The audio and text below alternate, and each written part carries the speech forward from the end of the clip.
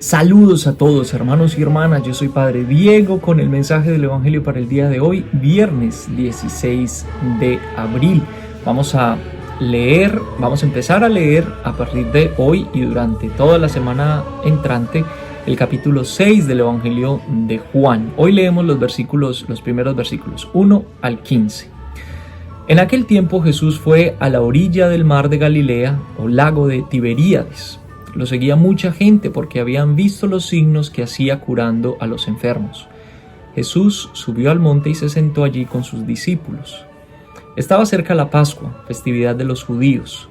Viendo Jesús que mucha gente lo seguía, le dijo a Felipe: ¿Cómo compraremos pan para que coman estos? Le hizo esta pregunta para ponerlo a prueba, pues él bien sabía lo que iba a hacer. Felipe le respondió: Ni 200 denarios de pan bastarían para que a cada uno le tocara un pedazo de pan. Otro de sus discípulos, Andrés, el hermano de Simón, le dijo: Aquí hay un muchacho que trae 5 panes de cebada y 2 pescados. Pero, ¿qué es eso para tanta gente? Jesús le respondió: Díganle a la gente que se siente. En aquel lugar había mucha hierba. Todos pues se sentaron ahí, y tan solo los hombres eran unos 5,000.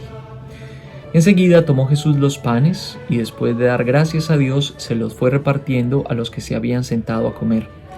Igualmente les fue dando de los pescados todo lo que quisieron. Después que todos se saciaron, dijo a sus discípulos: Recojan los pedazos sobrantes para que no se desperdicien. Los recogieron y con los pedazos que sobraron de los 5 panes llenaron 12 canastos. Entonces la gente, al ver el signo que Jesús había hecho, decía: Este es, en verdad, el profeta que habría de venir al mundo. Pero Jesús, sabiendo que iban a llevárselo para proclamarlo rey, se retiró de nuevo a la montaña, él solo. Muy bien, una belleza de pasaje este capítulo 6 del Evangelio de Juan. En el Evangelio de Juan solamente tenemos una multiplicación de panes. En cambio, en el Evangelio de Mateo y en el de Marcos hay 2 narraciones de multiplicación de panes. Y aquí entonces vemos como el patrón que sigue el Evangelio de Juan. Jesús hace un signo, una curación, un milagro, lo que sea, y después viene un largo discurso que trata como de profundizar el sentido de este signo que Jesús realiza. Pues entonces vamos a leer este largo discurso, el que es llamado el discurso del pan de vida, la próxima semana, que empieza con este milagro. El tema central es ese: Jesús es el pan de vida. Pero entonces en esta primera sección, en estos primeros versículos, estamos invitados a observar, como si fuera una película, lo que pasa aquí. Los personajes, la descripción de la situación, los lugares donde están, los detalles, etcétera, etcétera. Entonces vemos aquí una situación problemática que los discípulos, o que Jesús le pide a los discípulos que resuelvan. Hay mucha gente que sigue a Jesús, no tienen comida y hay que darles de comer. Los discípulos son incapaces de resolver esta situación, entonces Jesús entra en la situación, entra a resolver el asunto, multiplica los panes y todos comen. La gran multitud que lo seguía puede comer. Esa es como la situación, así, simple, sin mucha interpretación. Ahora, ¿qué es lo que hay detrás de esta narración?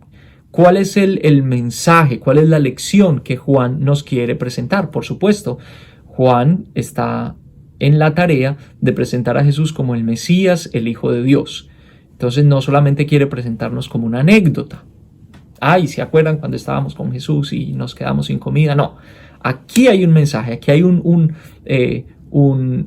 sustrato teológico importante que nosotros tenemos que aprender como a exprimir para comprender profundamente qué significa esto de Jesús, pan de vida. Entonces, una clave es que por allá en el versículo 4 dice que toda la situación está enmarcada en la celebración de la fiesta judía de la Pascua que ya venía. Y si recordamos, la celebración de la Pascua judía envuelve, primero la celebración de la liberación del pueblo de Israel de Egipto. Pero aquí la comida también es muy importante en la Pascua. ¿Por qué? Porque ellos recuerdan no solamente el cordero pascual que se sacrifica, sino también el maná del desierto. Y aquí hay una conexión muy especial entre el discurso del pan de vida y el regalo del maná en el desierto, lo que representó para el pueblo de Israel el maná en el desierto, y la figura de Moisés también aquí van a estar presentes. Entonces, la libertad que gana el pueblo de Israel por manos de Dios, pero también el sustento que Dios les da en el desierto al regalarles el maná, pan del cielo.